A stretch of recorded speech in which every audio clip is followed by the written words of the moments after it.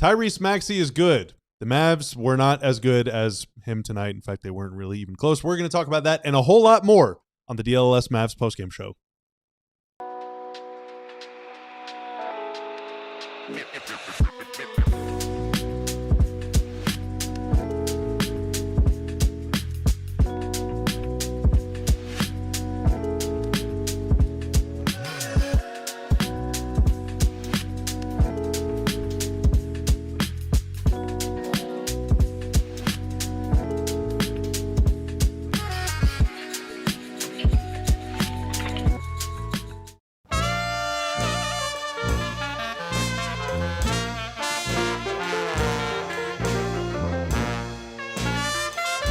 This is the DLLS Mavs postgame show powered by Michelob Ultra.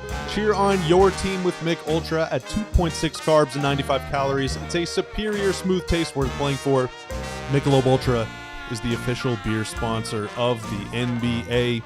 Welcome into the DLLS Sports Studio. It's a dreary night on the basketball court, but it's a great night here on the postgame show because I, Bobby Corella, am joined by the GOAT. The one more thing king from Locked On Mavs, the great Isaac Harris. Isaac, how are you? We talking about AJ DeBonta? No, wrong game. Sorry. No, we got 58 minutes. We can get to AJ.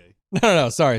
Wrong game. VJ Edgecombe. Okay. And the Sixers. Now, tough night for the Mavs. A lot of things we talked about pregame didn't happen. So it didn't. Well, some of the good things didn't happen. Yeah. Some of the bad things did happen. Your prize picks didn't. Najee Marshall, I'm going to have words with you later. All right. First game of the season, he's missed a shot in the paint.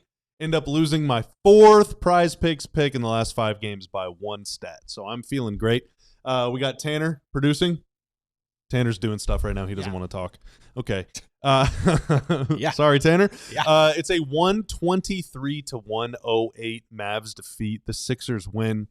Tyrese Maxey tonight, 34 points, 10 assists. Joel Embiid at times was like their 4th best player and kind of fit right in there. And he was at times also their best player. Like, Philly's good, man. Philly's good. Paul George is kind of invisible, but he's plus 20 at 14 points, 7 boards. Like, he ended up having a decent game. For the Mavs, you know, there were some warts. You know, Coop struggled again. AD returned, but didn't look great. PJ Washington, there's a lot to talk about. And we will get into it with you right here live on YouTube or from the past on Spotify and iTunes. A little later on the show, we'll be joined by Harrod Jr. from American Airlines Center. We'll also be joined by Marc Stein from American Airlines Center, and we will give the sacred Tankathon one more spin. See if we can just put some luck out into the universe. But first, Isaac, what would you say is your biggest takeaway from tonight's game?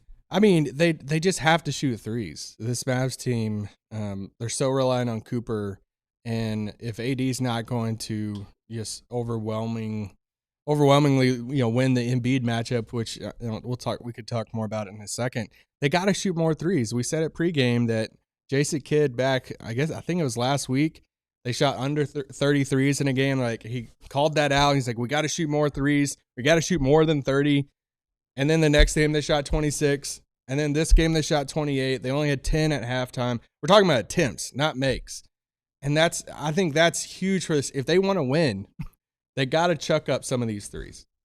In the first quarter, the Mavs were 100% from beyond the arc. 1 for 1. Oof. Klay Thompson made one right at the end. For the game, they finish 6 of 28. That is good for 21.4%. Yowza. And that includes a fourth quarter in which they shot 2 for 9, which is 22.2%. So they actually heated up a little bit down the stretch.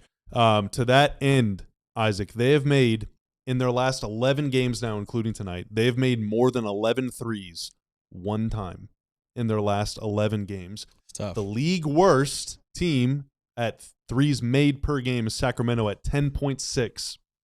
So basically, the Mavs have been better than the worst ranked team one time in their last 11 games. And Dallas, for their part, 10.9 made threes per game this season, which is like 27th or 28th. I guess it depends on how you round it.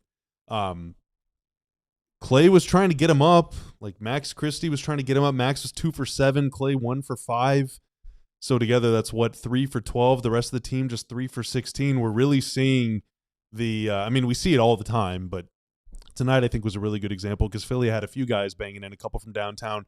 We're really seeing the limitations, I think, of an offense where you really only have 2 shooters that not only have a green light to shoot from 3 whenever they want, but also the desire, the sheer willingness to shoot from 3. Yeah, I mean, I think this is why a guy like Brandon Williams pops so much at times. Not to take anything away from him, but it's like he stands out because they just have to have another creator out there.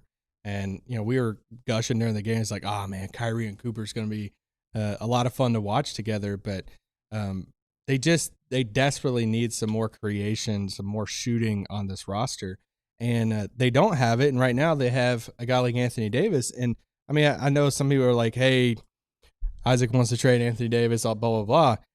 You have a guy that makes $54 million putting up 13 and 8 in this game. Like, you got to get more. I mean, we're just being honest. Like, you got to have more from an Anthony Davis. It can't rely this much on Cooper Flagg.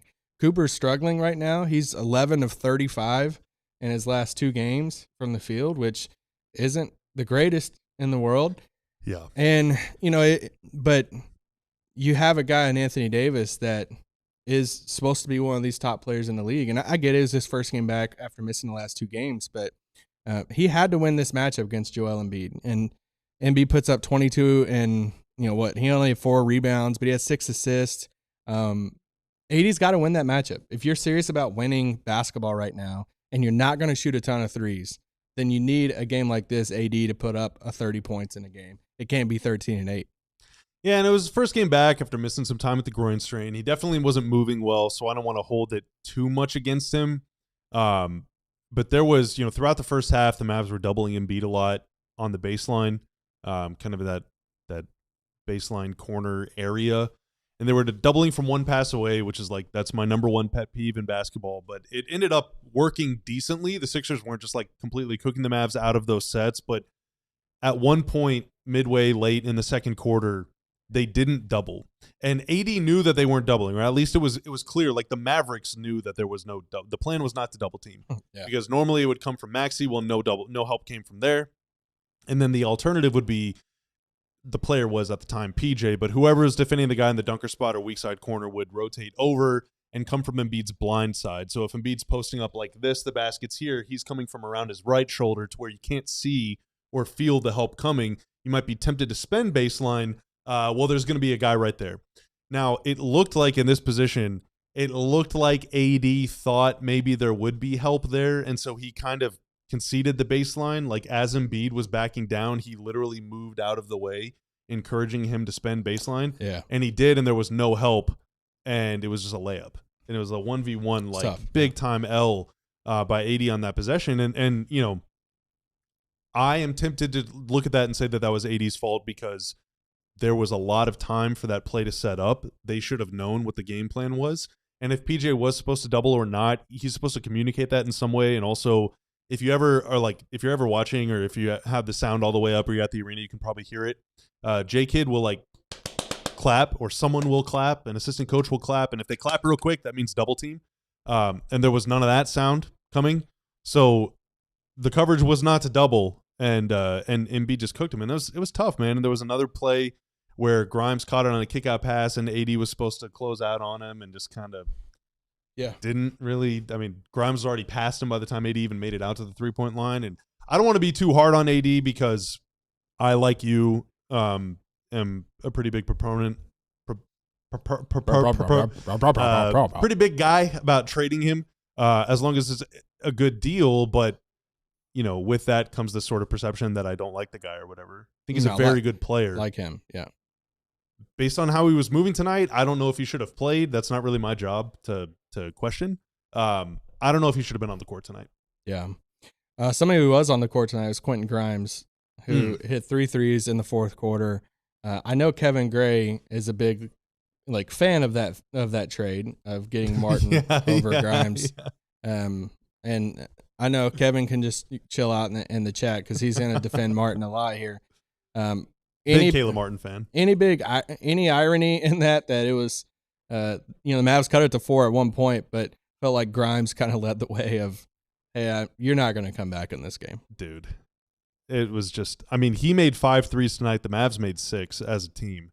Grimes scored 11 points in the fourth quarter, made 3 threes. The Mavs made 2 as a team. Not good. Not good, Bob. Off the bench, making $8 million. Sure would be nice. It just... On the qualifying offer. It sucks, man. I mean, he was going, I mean, let's be real. Like, it was a Linsanity run at the end of last season. Oh, yeah. After the trade deadline, he was going for 30 or 40 or whatever. I mean, he was doing it every night on a team that was not trying to win. But, you know, he looked good in the role. Whenever J. Kidd would give him the minutes, I think there was some friction there for sure. But on the Mavs, before the trade last year, whenever Luka and Kyrie were healthy, there was this pretty rigid structure, right? Like, you have these 2 backcourt guys are going to get a ton of minutes at the 1 and the 2. So there's not a whole lot of minutes for Grimes to play. But whenever he would get out there, even surrounded by a bunch of really good players, he would still find a way to make an impact. Yeah. So I don't think he's just like a good stats, bad team guy. No. He was tonight. I mean, Caleb Martin behind Maxey and Edgecombe and Embiid and Paul George. Like, he's their 5th, 6th best player tonight, and he was incredible. Yeah, I love their guard rotation of having, and once again, like, well, I'm on a different show right now. Once again, I harp on this a lot. Like, you got to have multiple creators, and it's like you see what Philly's building right now. And yeah, I get when you look at salaries, it's Embiid and Paul George, but you look at a Tyrese Maxey, a Jared McCain, VJ Edgecombe, Quentin Grimes. These are all guards that can get up shots, that can create, get into the paint, shoot the outside shot. You just got to have a lot of creators out there, and I love what they're building. I mean, heck, Caleb Martin hasn't scored all year. What did he have tonight? Oh, he was 0 for 0, dude. I mean, he was actually kind of starting to like, and not even Gallows humor. Like, he legitimately was starting to look pretty good on offense. Like, he was getting to the rim a little bit, doing some stuff. Early in the second quarter, though, tonight, Tyrese Maxey came away with a loose ball or a rebound or something. Oh, no. Oh, no. And just full speed crossed him into the dust, dude. Don't show it, Tanner. It was, I mean, he touched the earth. There was no like stepping on the player's foot either. And, no, you know, that he literally sometimes. was turning. He was rotating his hips, and his feet just kind of got caught on each other. Yeah, and down he went. That was part of a 17-4 run to open the second quarter. Yeah, the last bucket of that 17-4 run, Isaac, was a Paul George dunk.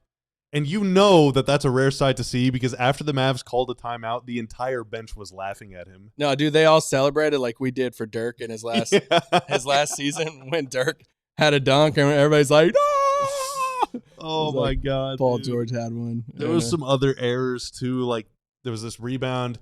PJ had the ball, pretty uncontested rebound, but it just kind of slipped out of his hands. VJ Edgecombe ended up coming away with it. Got on the ground, collected the ball, then got up and laid it in all without anyone else coming to help or anything. And it turned into an and one. Like it was just a. I wonder if, and this might be a question for like a Stein or Ron coming up too.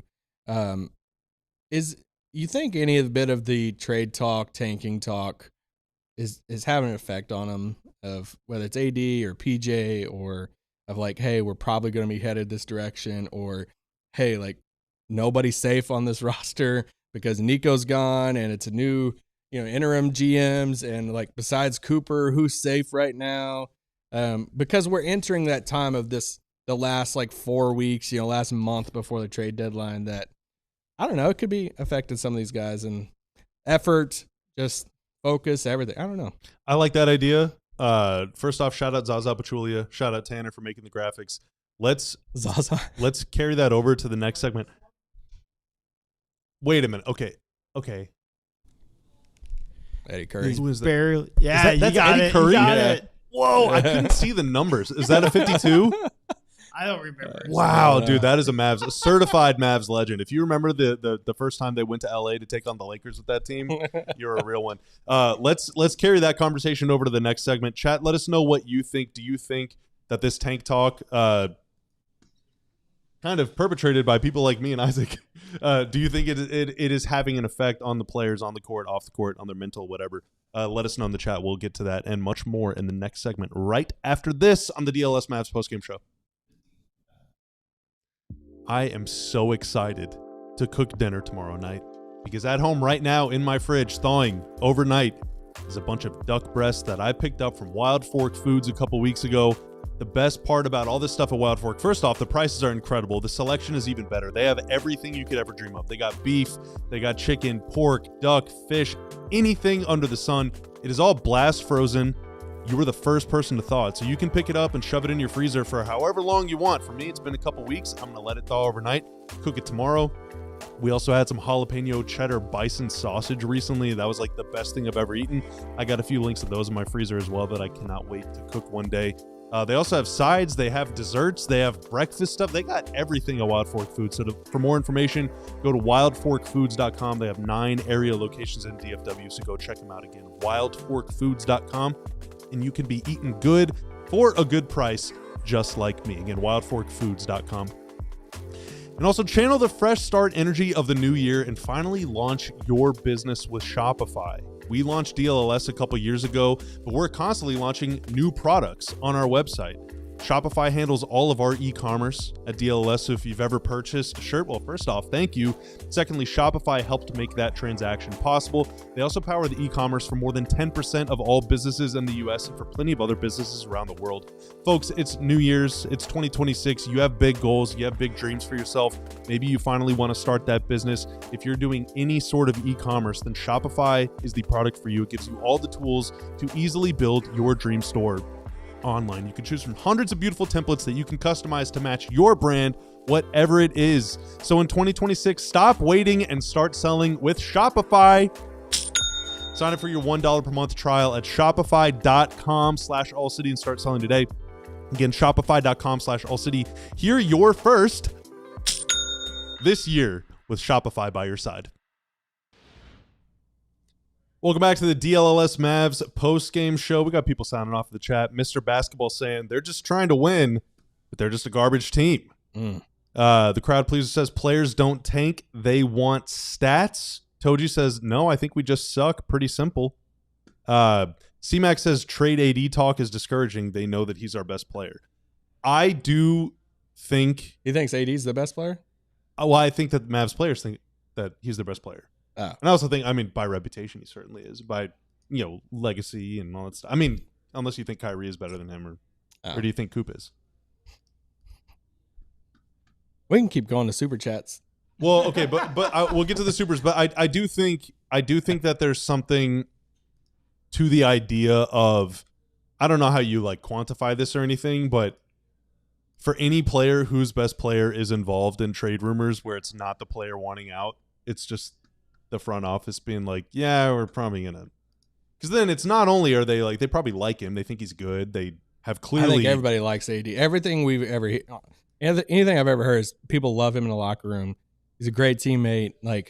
That's the thing that sucks about the AD stuff. Not to go back to, is just he's done everything right since he's came in here from the Luka trade and tried to win over the city, done community stuff, and it's just. There's just a lot of factors that's factoring into the situation. Yeah, and, the players that are on the team, most notably PJ, had issues with, fans booing and kind of yelling fire Nico and all that stuff. And, AD was obviously, indirectly the centerpiece of that because he was the guy that they traded for. So I think there's a lot of, complicated emotions that are all tied up in this one guy. And so to have every time you open the phone or all the players obviously watch DLLS Mavs. I'm sure they watch Locked On too. I mean, they're big fans. We see you guys in the chat, respect you and everything. For that to just be the conversation around the team right now is probably draining. Even if it's not distracting, it's just draining. Yeah. It's draining to talk about it. Isaac and I were talking. I don't want to, reveal too much about what we do off camera. But before the show, we were talking about, it does suck to be losing is good. I know. It just sucks. Everything about it sucks. It's just there's two kinds of people, right? One year, guys. 1 year, though. There's energy givers. There's energy drainers. There's been a lot of drained energy around here over the last year. So, and I'm sure the players. Let's run it back. So super chat. I remember Lance. Lance is on Twitter. All right, let's get to the super. So Lance with the $10 super chat. Hell yeah. AD struggles to score in the paint. Can't shoot threes. Has more turnovers than assists and just freezes the Mavs offense. More importantly, AD's contract compromises team building opportunities. I have to say it's a lot of good points. I don't disagree with him. What would you do though? So now that he's playing the 5, exclusively, pretty much. He doesn't want to. Even though he doesn't want to, he still touches the ball at the top of the key a lot. Yeah. Do you like that, or would you move him around? And if so, what would you do? I mean, I feel like that's the offense they kind of like committed to with this Triano offense and this kind of like flow type of thing. They like to play through the big up top, and it feels like that's just the commitment, though. Like there's no, going away from it because that's kind of like what they want to do. I personally would probably try to do some more pick and roll stuff, but it feels like with this roster, this coaching staff, that's the offense they're committed to. Yeah. PLH with the $1.99, the legend. Will Peterson and Coop be the best young core? No, Peterson and DeBonsa. Sorry, Coop and DeBonsa. And Peterson, because the Mavs are going to acquire another lottery pick. That Pelicans pick. No, I think Peterson obviously could be the guy if they do move up to number one. But DeBonsa is the guy that I like. Peterson's great. DeBonsa's great. A lot of those. I love this draft class. Yeah.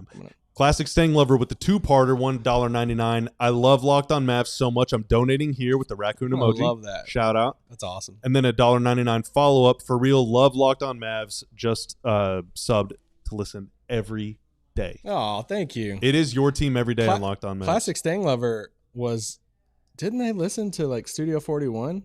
I was like, maybe. I feel like they were in the chat back in the day. Sound off in the chat if you did. Lil Nessa with the 2 buckaroos. Isaac, what type of smoked meats do you like?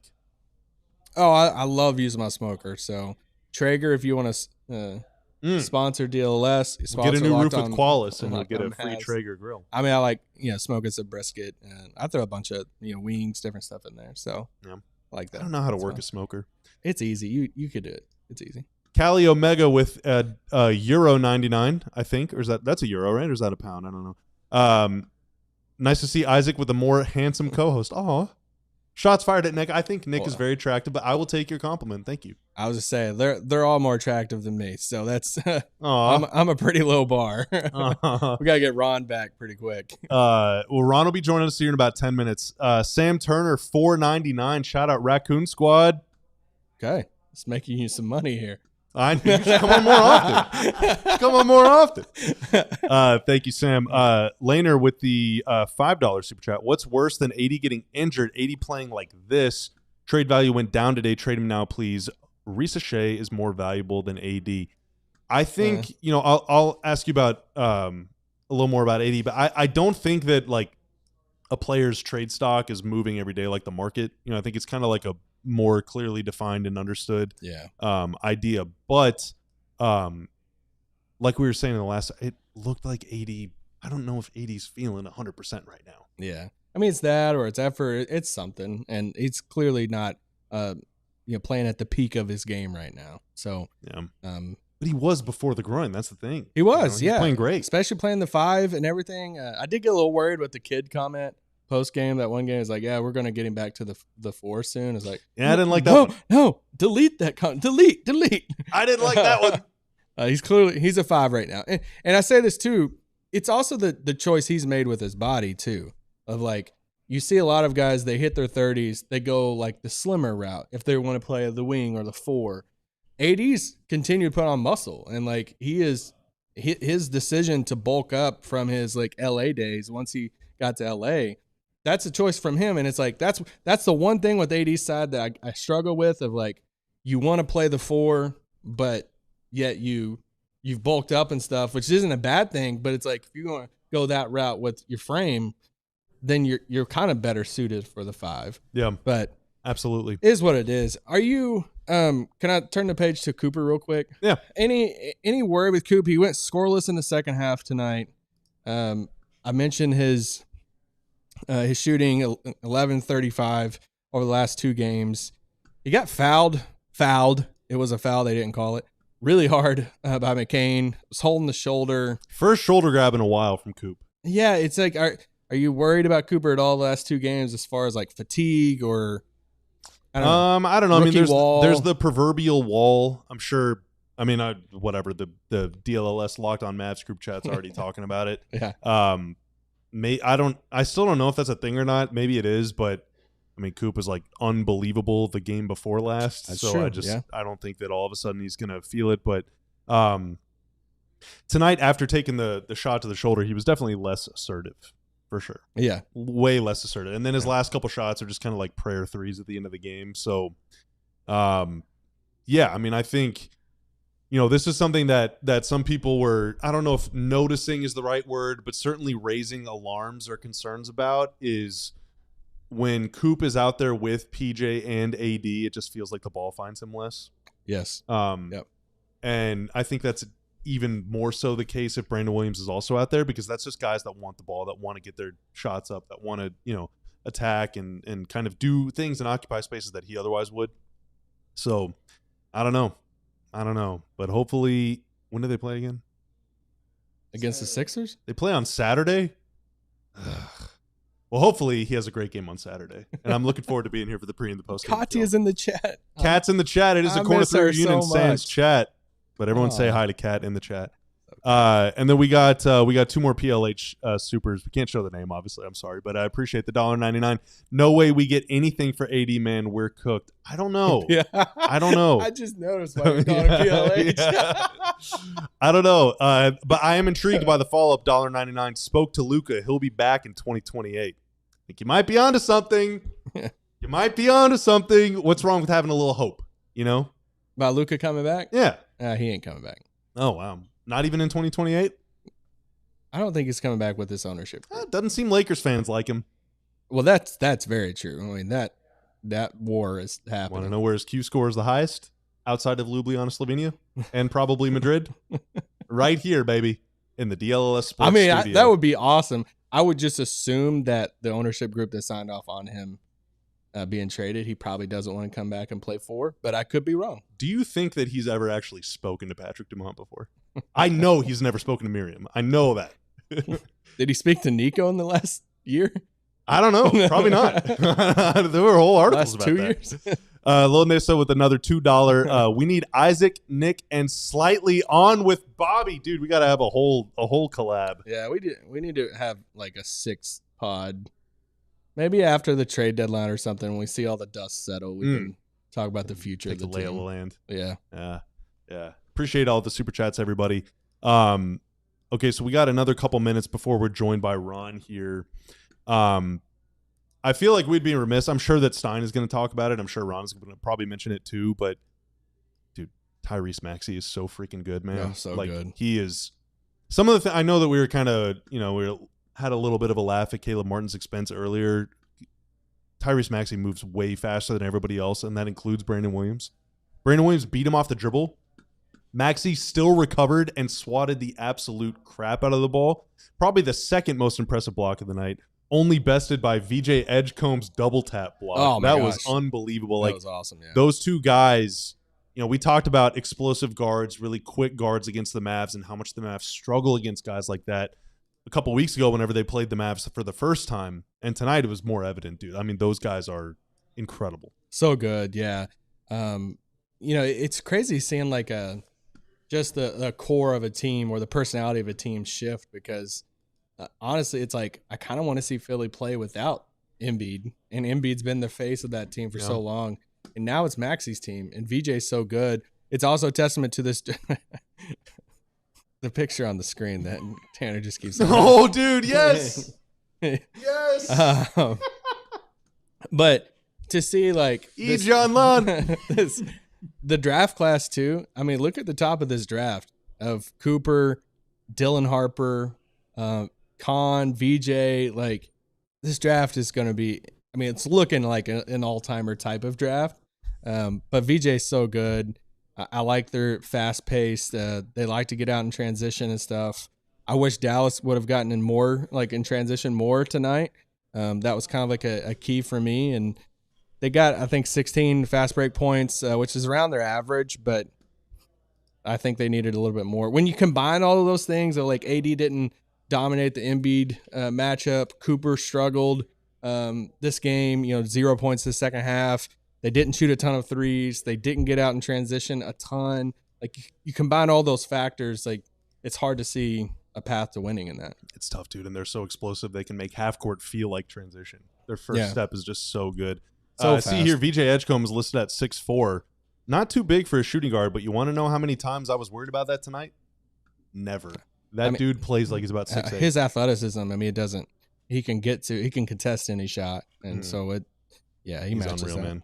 All right, let's take a quick break. On the other side, we will be joined live from American Airlines Center by Ron Harrod Jr. to get you up to speed on what J-Kid said, what any of the players said, and what Ron saw right up close. Goodness, Tanner, take me to break. Cut this thing, Tanner. We got a bunch of hats on our website. Okay, there's a bunch of DLLS branded hats. Now, we have a design team. They work very hard, but the actual hats themselves, first off, they're fantastic. But more importantly, they are made with help from our friends at Branded Bills. Whether you need snapbacks, truckers, fitteds, beanies, or tees even, Branded Bills has you covered with performance and style. Again, they make the hats that are on our website, but they also have a bunch of other stuff, a bunch of collegiate wear. Okay, they have a partnership with more than 40 colleges as part of their campus collection, including TCU. I think they won a bowl game recently, right? Texas, they won a bowl game recently, I think. Texas Tech, if you're brave enough to rep them after what happened to them in the college football playoff, well, hey, they got tech gear as well. And they can also work with you. They have their own design team that can work with you to customize stuff for your brand, whatever it is. So head to brandedbills.com today and use code BBDLLS for 15% off your first order. Again, BBDLLS to save 15% off your first order. And folks, it's a little windy, all right?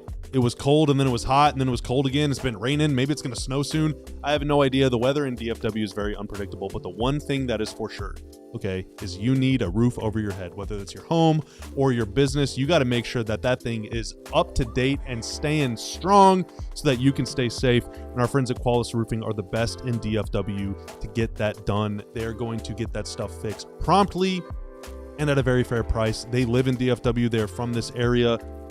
They care greatly about this community, and they want to set you up with the best roof of your life. You can schedule a free roof inspection, actually, and you get a DLLS t-shirt on the house. How about that? And if you replace your roof with Qualis, you get a free Blackstone grill or a Traeger smoker. That is a great deal. So what the heck are you waiting for?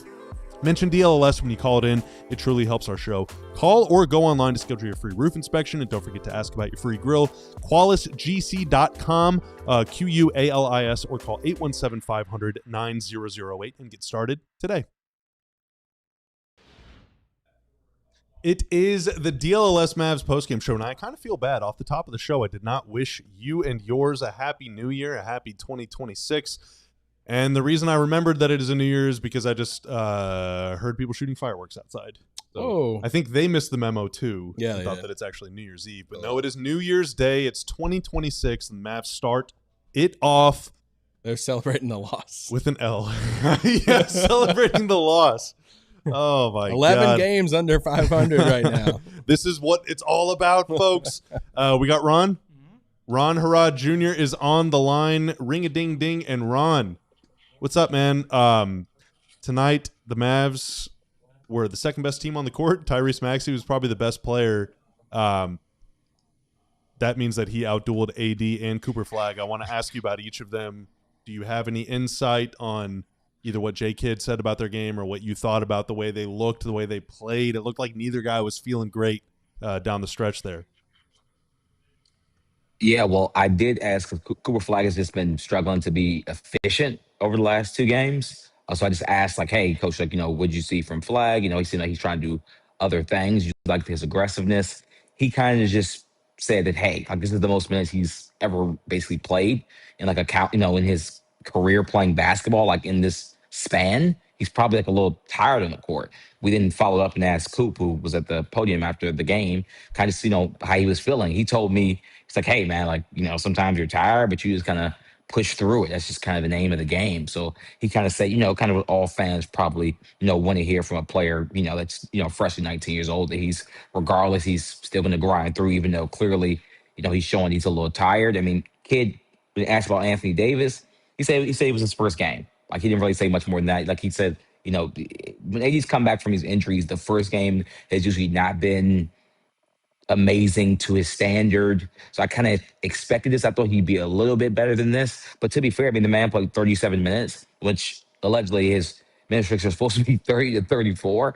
He did play a little bit more than that. But But overall, I mean, I think Anthony Davis will be fine the next game. He probably just working himself back from the spasms. He didn't look like he was laboring on the court at all. To me, it just looked like he just didn't have it tonight. Well, either way, 2026 off to a rough start. Not so much the case for Maxey and Edgecombe. And Isaac and I were kind of sort of drifting in this conversation at the end of the last segment, and I'm not sure that either of us got our full takes off, but I would like to hear from you too. You know, we talked the last time these two teams played, just a couple weeks ago, about how super quick, super explosive guards can cause this team fits because there's just not a lot of point of attack defense. Now, the Mavs did have 80 out there to try and protect the rim, but you know, like we've said a million times, there's only so much one guy can do if everyone else is getting beat off the dribble. It didn't matter if it was Max, if it was Brandon Williams, if it was Nembhard, if it was Coop who was on Maxey at times.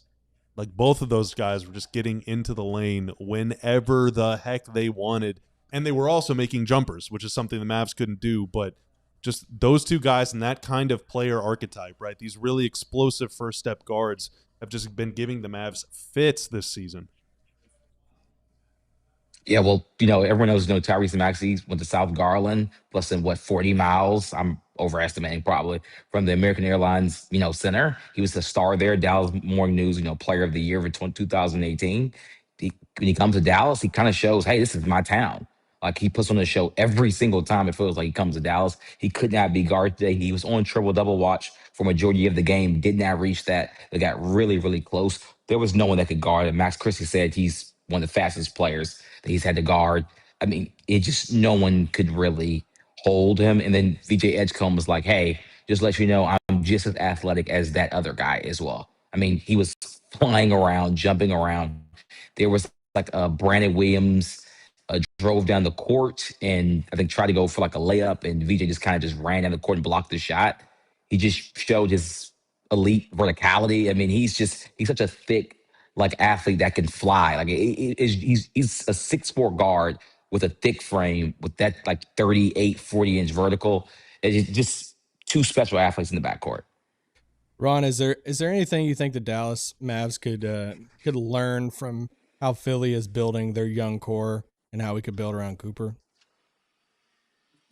I mean, I think Bobby would like this. I mean, shot creating in the NBA, just like right now, pretty important. The Mavs used to have two really good guys. Now one is gone. Now one's, had they were supposed to be, he had no injury update today, as we talked about earlier. You need a bunch of those shot creator guys. You need them to be efficient. You need to be able to shoot from three. VJ Edgecombe was like an elite athlete. He's still shooting over 35% from three. Like to find those guys like super, super, super duper rare, which he's been so good that Paul George is an afterthought. I mean, you would legit think Paul George is not even on the team. He's not even one of the 3 to 4 players that even genuinely comes to mind.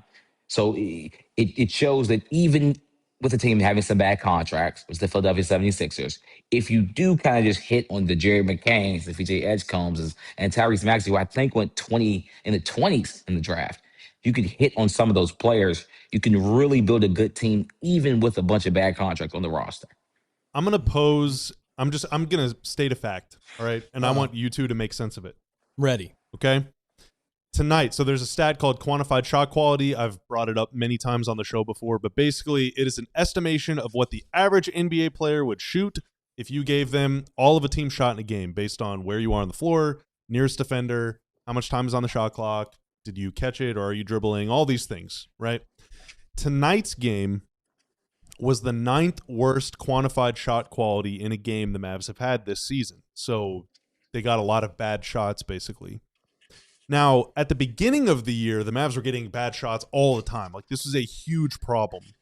But 3 of their 9 worst games of the season, one was tonight, one was December 27th, and one was December 29th. I feel like that is notable because these are all games that have been played in the last week. Now, AD missed 2 of those games, and tonight he played and wasn't – I think he wasn't super fantastic, whether he was just out of rhythm or not looking great or whatever.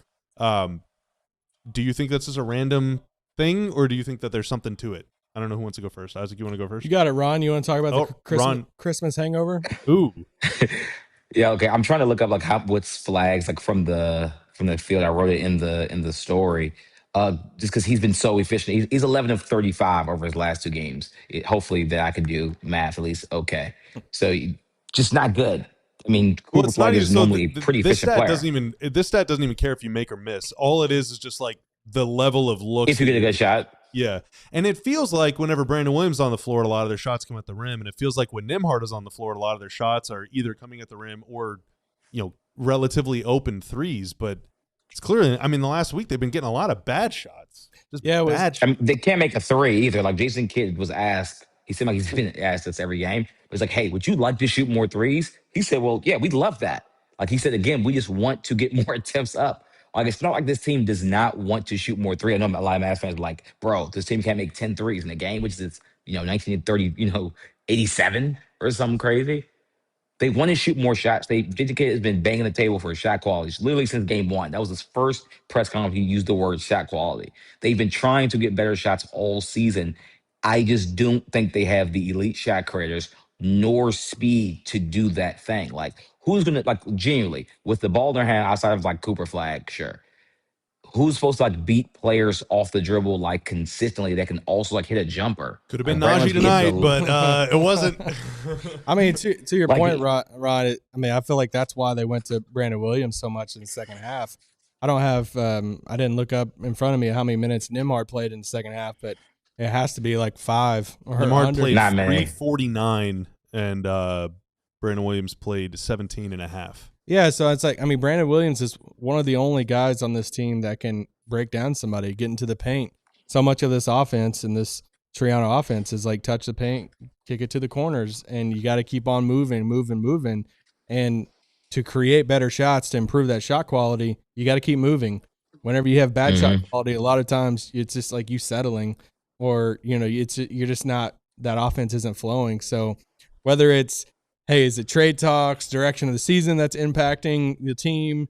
Is it, the lack of creator on the floor, on the roster?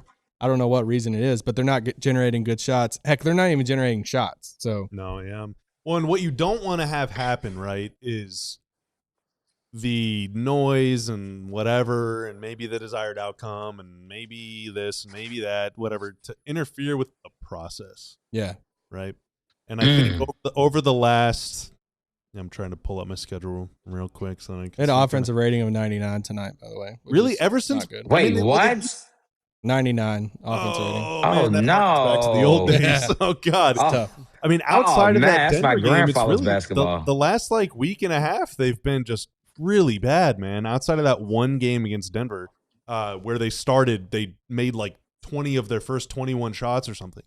Outside of that, it's been really poor, and it's just, I don't know. It's worrying because there's a difference between losing competitively and then just kind of like sucking. They were losing competitively for a while, and now these last few, not so much.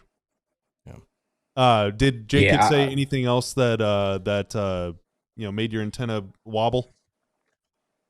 I'm trying to think. Did he say anything that was that notable? I don't think he said anything that was genuinely that notable. Of course, I'll transcribe after this, and it'll be in the story if something's that great. But I do think. I mean, I asked Cooper Flagg like, "Hey, VJ Edgecombe's on the other side. He's the top 3 pick. Is this one of your rivals?" He says he wouldn't necessarily call it a rivalry, but he says at the end of the day, like these are players that are battling for him for the rookie awards. So I think by him saying that, he's like he's taking notes. I don't know if again he said it's not a rival in his words, but he's like, you know what, that guy's pretty good, but I'm just as good. I should win these awards as well. So I thought that was cool that at least the rookie is like might didn't have his best game, but clearly is showing some competitive fire with another guy on the other side who I mean Edgecombe and Flagg had battles at Montverde, and I think Edgecombe was at a school in New York that Kai and Anthony went to as well. So they had battles going back to high school. So these guys have been competitive for a while. So I think at least for a Mavs fan, you could say they're not winning games. Cooper Flagg didn't have his best game, but at least the competitive spirit has not, blown out for your 19-year-old rookie. Well, I do see here, according to Google, VJ Edgecombe definitely engages with music, especially for pregame focus. Huh? Just noticing. Ron, was there any other conversations happening tonight in the arena? I think one of the things I always enjoy about being in the arena before or post game is just the conversations that's happening around the team that you talk to, whether it's other media people or team people or just in general. What's the vibe right now? The conversations happening around the team. Yeah, I mean, I wouldn't say it's really anything that I've heard that's been that notable. The vibe wasn't off. I mean, even for them to be losing so much lately, sometimes it can kind of be down. None of the players seemed down. I mean, I didn't get a chance to talk to Anthony Davis. I think I'm not sure if he did say he declined, but at one point he was supposed to do media and then he didn't. So I'm not sure if he was talking in the locker room. I'll just see after this. But I didn't see how he looked because he had a pretty bad game. So maybe he kind of would look down. You can see the energy there. But all the other players that I saw seemed pretty up pregame and like Najee Marshall didn't play well, but the energy was still there. Flagg, when we talked, his energy still seemed there. Talked, he said like, hey, like just we have to go game by game. Like we have to trust the process that we can be better and win these games. I don't think that they think that they're, they might be almost, they might look out of the playoff hunt, record wise, but I don't think the players believe that at all.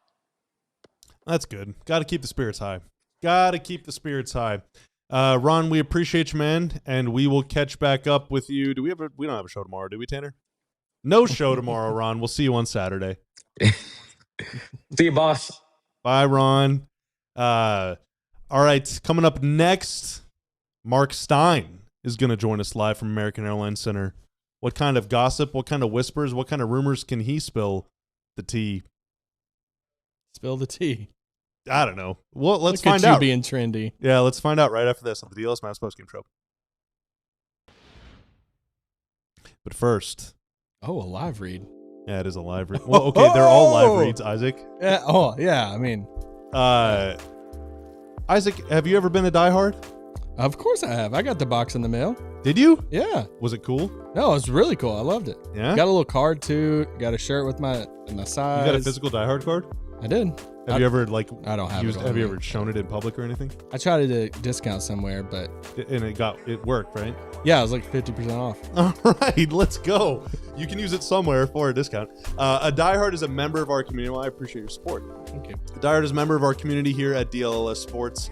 If you scan the QR code right next to my face or just go to alldlls.com/diehard, you can sign up to become a diehard. In exchange for a small amount of USD currency, you will be given a free shirt of your choice. We got more than 50 to choose from on our website. They are all fantastic. We're coming out with new designs all the time.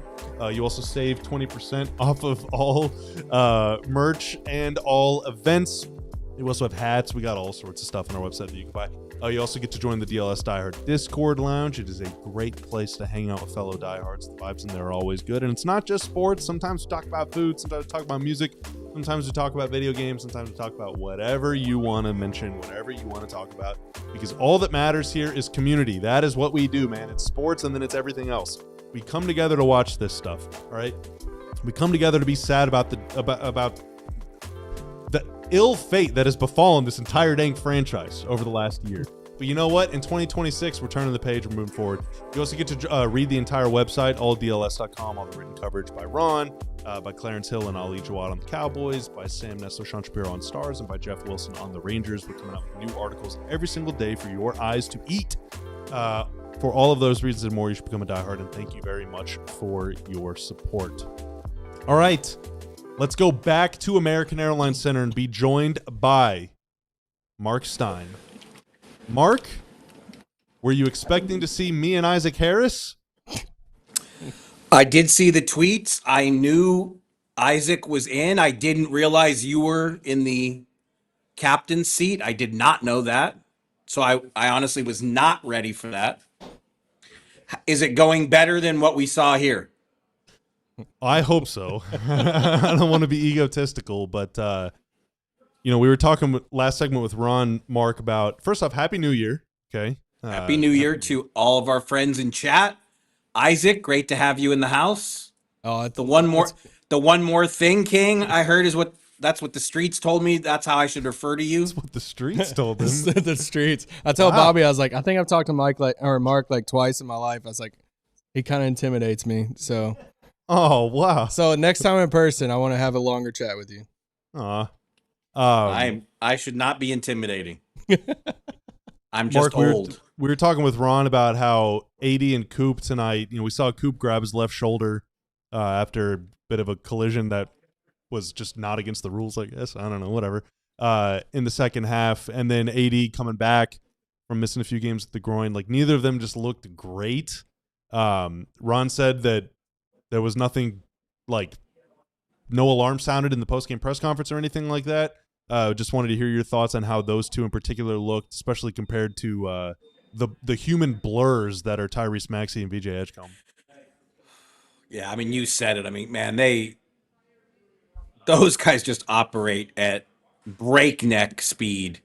I mean, you close out on Maxey, he's around like he's gone by the time you finish your closeout. He's that fast. And all the Philly guards, I'm throwing Grimes into this as, obviously he's not from here, but homecoming game for him in a sense, playing against his old team. Edgecombe, obviously from Baylor. Maxey, legitimately a product of this area. They were all ready to go. I mean, I think we've seen our friends from PHLY. Kyle Neubeck said it was the best they've looked all season. I mean, I've heard that comment, more than once that this was as good as the Sixers. I mean, they had their full complement of guys too, which we don't see every day. So, yeah, I mean, I think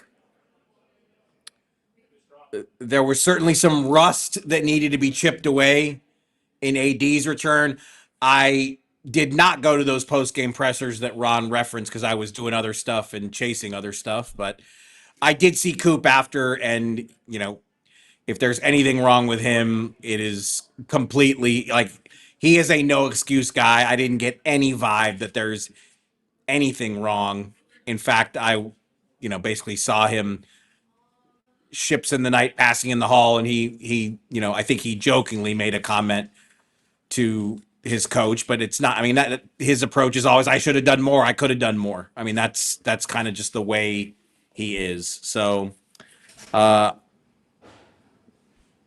think this is one of those games that will ultimately be good for him, because the Mavs are having such issues right now at the point guard spot that the ball is ending up back in Cooper Flagg's hands a lot. And he's playing, he's being forced into situations where he's running the point because there really isn't a better option. And I do think that down the road that will benefit him, because ultimately, as I say on every show, and I know everybody's probably sick of me saying it by now, but like,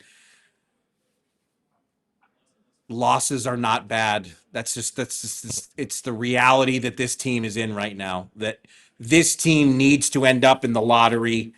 And at least me, as the most impartial observer, not approaching this from a fan perspective, I can always rationalize that and see the positive in that, because it is the truth for where this team is right now, that this is a loss that ultimately helps them more than a win would.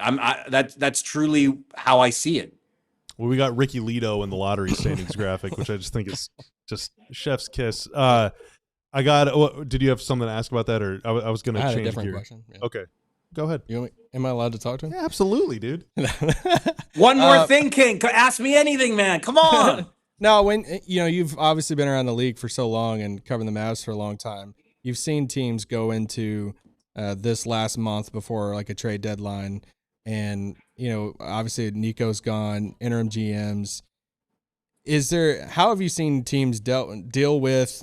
How do you expect this team to deal with? Are they dealing with it now? Do you think of, hey, anything's on the table, like anybody could be shipped out, AD, other vets outside of like Cooper? Do you think that could have an effect on the team, or a guy like Anthony Davis? What's he thinking in a time like right now? I mean, look, I would say by and large, they continue to play hard. So as a group, I don't think it's affecting them. it is for AD. That's probably the most valid question because he's really the one who's getting mentioned the most. Now he was doing, I think he's actually doing press right now as we speak. So I haven't had the chance to directly ask him. I mean, the fact is he has been around the block. He knows how this stuff works. His agent is not only one of the most influential agents in the league in Rich Paul, but as I've reported multiple times now in the last few months, Rich Paul, he met Patrick Dumont. It was actually the way it was relayed to me. They met at the play-in tournament game last season at Sacramento. That was really the first time they spent any meaningful time together, 1-to-1. And Rich, if he wants it, he does have a direct line to Patrick Dumont. He also knows Michael Finley and Matt Riccardi very well. Like, the lines of communication between Anthony Davis's agent and the Mavericks front office by committee, which is how he would describe it now, like, they have no trouble getting in touch with the Mavs to get an update on where things stand. So I think behind the scenes, AD has a pretty good idea of what's going on. But yeah, in the position that the Mavericks are in, outside of Cooper Flagg, you do take anything on board. Now, we've also been hearing consistently they don't want to entertain anything on Kyrie either. So, I think Kyrie is also off to the side, I guess is the way I would say it. I don't think you rule out anything when you're in the position that this team is in, but they are definitely this is about building around Cooper Flagg, and every move, every move this team makes has to be looked at through the prism of, does this help Cooper Flagg? Is this in the best interest of Cooper Flagg's future? That is the way to approach any call that comes in and any call that goes out. Mark, one more question for you before we get to the Tankathon spin. All right, and then we got some supers to get through. Oh, as well, Tankathon! I get to be part of the Tankathon spin from the arena. We saved it. We're always saving the best for last on these shows. Okay, Thank so you never want to tune out of a DLS Mavs postgame show. So about playing hard and about obviously trying to build around Cooper. You're trying to build. You're not trying to like destroy. You're trying to like progress, right? So the Mavs after tonight's game, they're down to 28th in offense, in offensive rating. And they're down to 10th in defensive rating. Now, 10th is still great. It's still top 10. But for a long time, they were like 3rd or 2nd or 3rd and then 5th and then 4th and then 8th and then 6th. And then, 10th is the lowest they've been in a while. And over their last 7 games, they've allowed at least 119 points in 6 of those games. Like, teams are just going off against them. And, Isaac and we got a question from chat actually about this earlier, is like, does the noise distract the players? And I think you laid out a pretty compelling case as to why it wouldn't affect anyone, even potentially AD, who has been through this before multiple times. But it doesn't feel like there is the same level of force on defense, and obviously missing Lively and everyone getting hurt and all that stuff. But they're just, guys are just getting wherever they want against the Mavs right now, and it's pretty concerning. I can't dispute anything there, but honestly, I'm so much more concerned about the offense. Like, to sit there and watch a game where we remember the last time they played the Sixers, they only made 3 threes, and they only doubled it tonight. Like, just even, I guess 28, that's like good volume from where it's been lately, and it's just, they're still not even taking enough. And this is one of the things that the lack of real good point guard play is hurting this. Like, the shot creation is just, the 3-point opportunities are not being created. And that's a big problem. And look, they go to B Will. His speed is breathtaking too. He was as fast as the other guys out there. His speed does blow you away. But there were a couple times in the fourth where it was like he only had eyes for the rim. And I think if he would have applied that speed to get in the paint and kick to a corner, there were 3-point opportunities there that were squandered. And look, Ryan Nembhard is on scouting reports now. He had those huge early games. The surprise factor is gone. Teams are ready for him. And really, your only 2 point guards are a player who was on a two-way last season and a player who's on a two-way now. And that's why the ball is ending up in Cooper Flagg's hands in the fourth quarter, because they're searching they just don't have enough creation. And so I'm not trying to dispute or gloss over the defensive concerns you're raising, but the thing that jumped out to me tonight again was just didn't they take 1-3 in the first quarter? I think one. Yes, Yeah. One. Now they did have 28 points in the paint in the first quarter, or 26 or something, but still, Yeah. 1-3. I mean, Eesh. that is hard. I mean, again, we're not talking about the makes. We're talking about the takes. That's hard to do, to only take one. One. In 2020, we're in 2026 now, Bobby. So the offense stayed bad. 2026. The offense has stayed bad. The defense is getting worse, and everything is fine.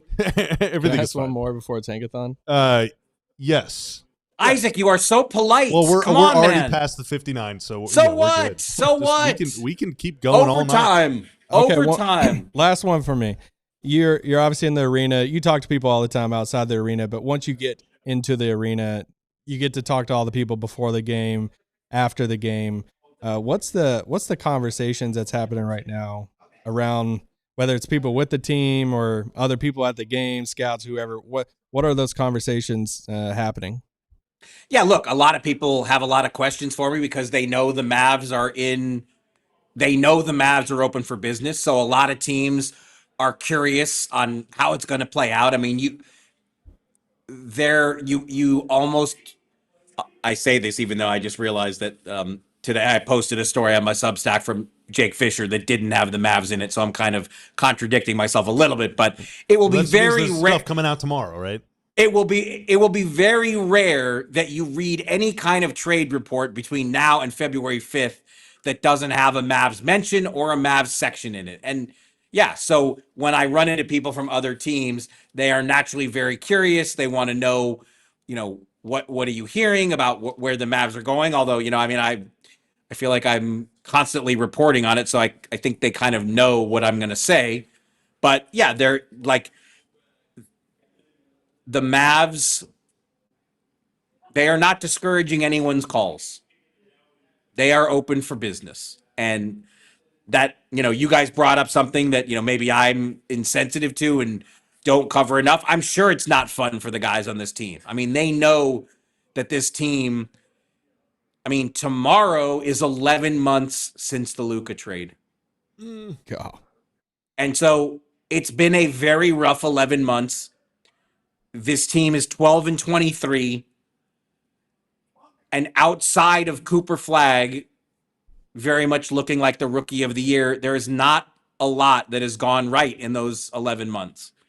So everybody around the league knows it, understands it, and yeah, the Mavs, everyone wants to talk Mavs. Including us. Every single day. Across multiple shows. Yep. Always listen to Locked On Mavs after you listen to the DLLS Mavs podcast. Yeah. Okay, it's time. It's time, baby. Tanner, fire up the web browser. Will I be able to? I can sort of see. I can't. Oh, what? Yeah, I can sort of see. What a scene Tanner's concocted. All right, so we're about to do our daily Tankathon spin, folks, to give you an idea of the situation. With tonight's loss and with the Clippers win, or are they still playing? Oh, I haven't seen the Clippers game. So the Clippers are 11-21. Mavs are 12-23. So the Mavs have actually passed up the Clippers in lottery odds. They are all the way up to number 7 now. Tied actually with Brooklyn and Charlotte, but they just have played way more games. The tank is working. So the Mavs currently have a 32% chance at a top 4 pick and a 7.5% chance at the number 1. If the Mavs win this overall. Tankathon spin, does Isaac have to join us permanently? I will let Isaac take that up with GM Ben. I am not allowed to answer that. Clippers still playing, by the way. Clippers are still playing. All right. Yeah. So are they winning? No, it's like a tied game. with Jazz. Let's go Clippers. Let's go Clippers. All right, but most importantly, let's go Mavs and let's go Tanner. Tanner, hit that sim in 3, 2, 1. I'm feeling it. This is the one. Oh, they did it! They did it again! Did they win? The Mavs win the lottery. No way. The Mavs did it. I can barely see this thing on my setup here. They actually are they won the number 1 overall pick. They win the number 1 overall pick. This is the first time they've ever gotten number 1. Not ever, but we've done Isaac 8 Harris, spins. Congratulations. You have been traded to DLLS. The DLLS. Yes. But just like last year, the number 2 pick really sucks. The number 2 pick sucks. OKC moves up. We don't like that. We don't need that. We don't want that in our lives. But the Mavs move up to number 1, and Tankathon has them taking Darren Peterson number 1. How about that? How about that? Uh-oh. Oh, the camera battery died. Keep watching. We're fine. We're fine. Everyone is here. Everyone is still here. So this means 2 things. 1, Isaac Harris, you got a new job. Ron and Mark, you can never come to the office again. And Kevin Gray, I guess you're just on vacation forever. And that's how we're going to do this. Mark, your thoughts and feelings. DeBonta. That's my thoughts and feelings. I agree. I agree too. I agree.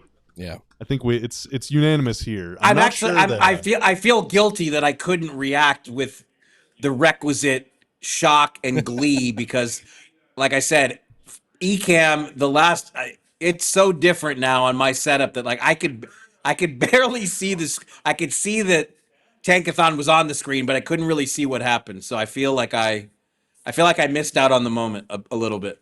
No, not at all. You guys were more reserved than I would have expected. Well, I was popping off pretty good, but then I realized that you weren't popping off, so I was like, all right, well, I got to bring it. You scared me I a got to little bring bit. it back.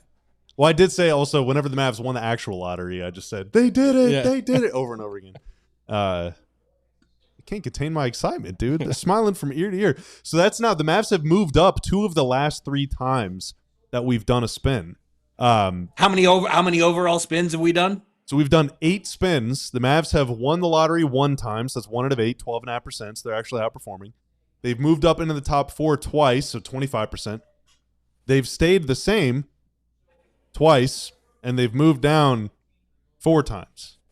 So and is this the fifth time out of 8 that OKC ended up in the top 4? The Thunder have appeared in the top 4 5 times out of 8. Yes.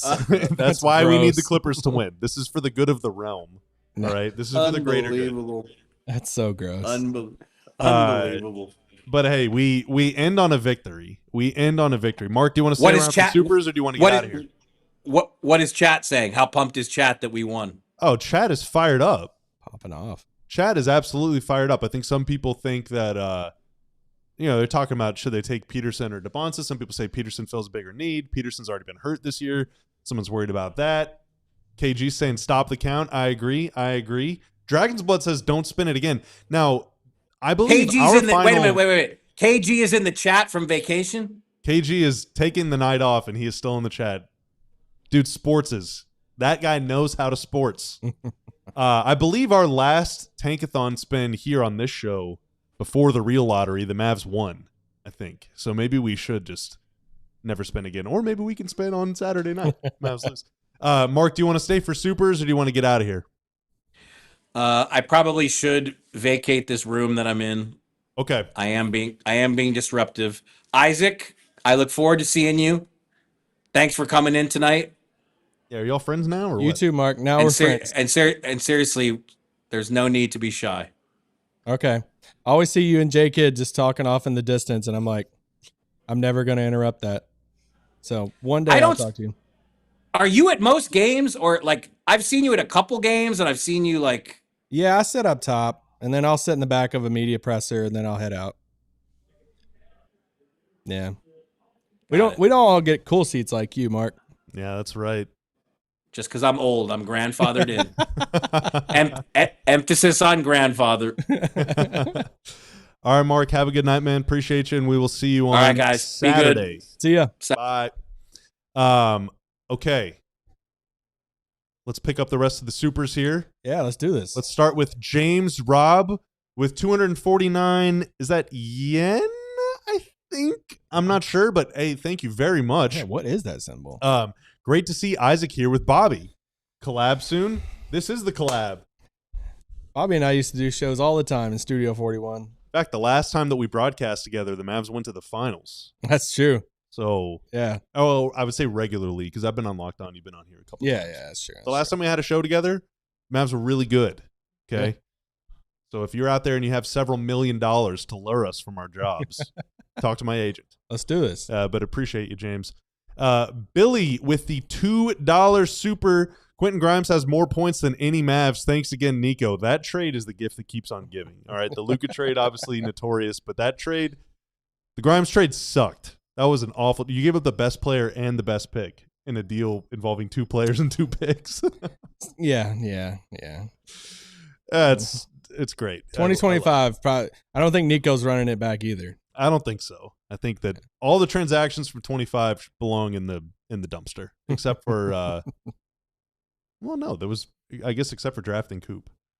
Yeah, which I guess Nico takes credit for that too. So, well, we did see the vision. Staying Lover with the $1.99. Can we get Isaac to sing "Luka Come Back"? Are you familiar with the hit song from the 70s or 80s? I'm not sure, called "Baby Come Back"? Baby Come Back. Yeah, right, I'm not. Say that, no, like Luka. No, I ain't singing that. I'll do it. Luka, come back. Dagger Dave with the $5 super. Any legal loopholes we can use to get Paige Beckers to come save our team? Now, I would say Paige would probably be the best playmaker on the Mavs currently, and it's the offseason, so she's not even like in peak game shape right now. She's a hooper. The Wings also won their second straight lottery.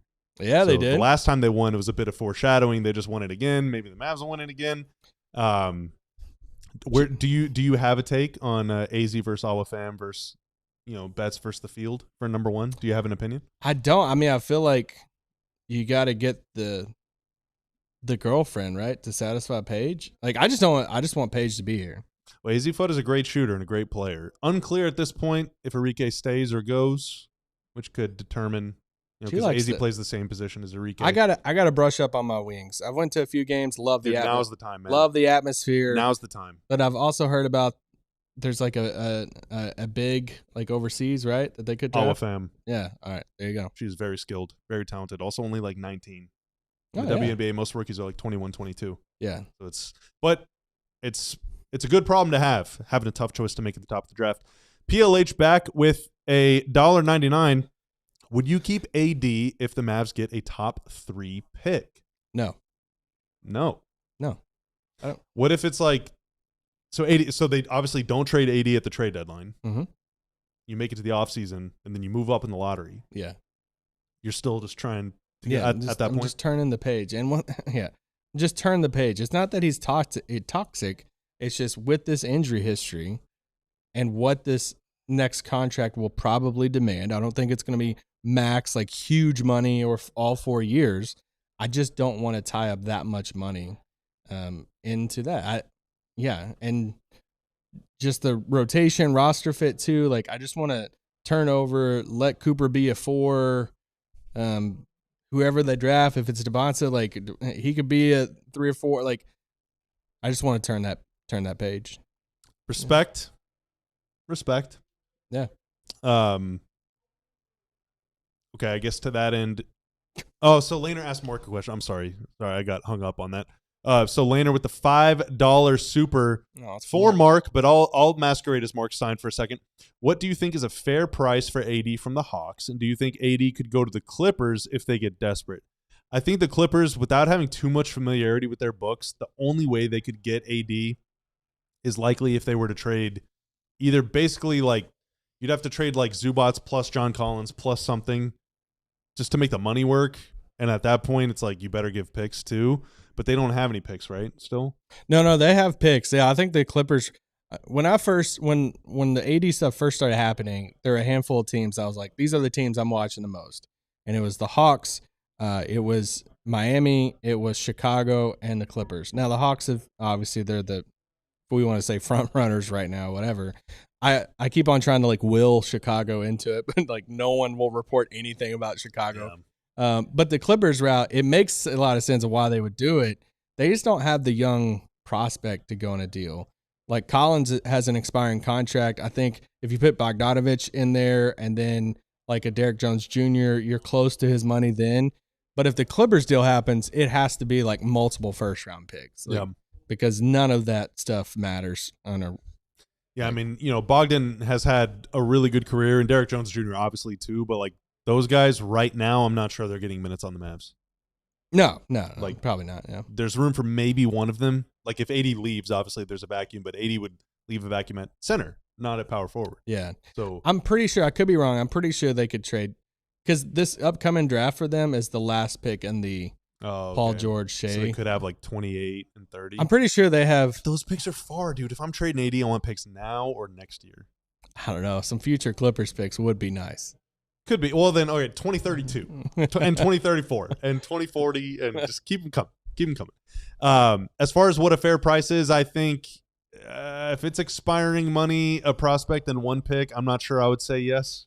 But if it's multiple picks, then yeah, we can talk. For me, that's the three categories I think Dallas is going after, and what they should go after is expiring money, get a. someone on DLLS Stars just let out a burp of epic proportions. Dragon? I'm very jealous. It sounded like it felt so good. But three categories of expiring contracts, into the mic, a young flyer, and a draft pick. Like, can you achieve all three of those if you're Dallas in an AD trade? I think that's the. And when you look at the Hawks, like the Hawks deal out there, if it's centered around KP and Kennard's expiring contracts, you get the flyer on Risa Shea, you get a first round pick. Probably not the Pelicans pick. I think that's probably what you're looking at for. If you can get more, that's great. Flyer, dude. I don't know if I'm interested in that, but we'll see. I don't have to be. I haven't been interested in basically any move they've made for the last year. They still keep doing them, so whatever. And then finally, Cesar with the $2 super. Hey guys, if you had to guess, when is AD gone? I don't know. Chris Haynes today said he thinks that he'll be traded by the deadline. Yeah, I think he's gone in January. Okay. I've been starting to lean toward I think it'll be the offseason, but I also that's not reporting. That's literally just intuition. I feel like there's too much stuff out in the air right now. It feels kind of, I know there's a lot of stuff that you can walk it back, but the amount of reporting on it, the details in the reporting, that's always something that's always telling for me. Whenever there's actual details of like Arisa Shea, of Porzingis, stuff like that, like they're trying to, the Trae Young stuff. When there's details being shared and not just like a team shopping somebody or teams could be interested, that feels like, I mean, Stein is just on here saying like the Mavs are open for business. Like they're putting, the sign is open right now for the Mavs, and the league knows it. So it feels kind of like it's like going down a path. It feels kind of weird to be like, hey, we'll revisit this in 6 months. Yeah, 6 months from now. Yeah. No, I hear you there. We'll see. The only way forward is forward. We've been streaming for 77 minutes. I feel like that's a good time to stop. VJ. Yeah, that's right. VJ DeBonsa, Edgecombe, AJ, player man. New long-term GM. That's Bobby. Yeah, me. Isaac Harris from Locked On Mavericks. If you don't know who this guy is, he appears on a show like every day, multiple times a day. I don't know. Yeah. Where can they find Locked On Mavs? Where can they find your work? Oh gosh, I mean, YouTube is their number one thing we do stuff on, but any audio platform. I mean, KFAA every day at like 4:30, I think too. So put you on TV now? Yeah, I know, it's shocking. Dude. The amount of people who come up to me and saying, like, "Oh, I saw you on in some like random bar or something." I'm like, "You're at a bar at 4:30?" Telling, no. But no, yeah, been doing it a while, so it's fun. Heck yeah, man. Heck yeah. So go sub to Locked On Mavs, sub here as well. Okay, and again, always listen to our show first, but at least go leave them a like or something. We can't say that we're the only daily Mavs show anymore. No, well, we are 5 days a week. Y'all are 7 because you're little freaks. But still, that's still kind of like, that's true. You're daily. That's true. Monday through Friday. Yeah. Yeah. Well, and sometimes on weekends too. Yeah. That is Tanner producing over there. Tanner, thank you so much. The real MVP. To Marc Stein and to Harrod Jr. from American Airlines Center, thank you for joining us. And to all of you watching out there, I'm Bobby Carell. I guess I need to introduce myself. To all of you watching out there, Thank you for hanging out with us in chat tonight. Thank you for hanging out with us through all of the no good, very bad year of 2025. Hopefully 2026 can be better vibes, better content, better everything, better team, better life, better universe. And we're going to keep at it on Saturday whenever we get you ready for tip-off between the Mavs and the Rockets. They play the Rockets again? Ugh. Yeah, that's gross. All right. All right, I'll give you one parting shot here. Oh, one more thing, huh? Abby Jones posted a Max Christie quote that said, "Offense in this league is superior to defense." Dude. That guy thinks offense wins championships, and Nico traded the offense guy for him? And Nico traded for it? Max, you were doing so good. Just kidding. Max is actually correct. He is. Max Christie knows ball. All right, y'all have a great night. Happy New Year, and we'll see you on Saturday. This has been the DLS Mavs postgame show. You guys are awesome, and we'll see you later. Bye. We all silly like the mayor.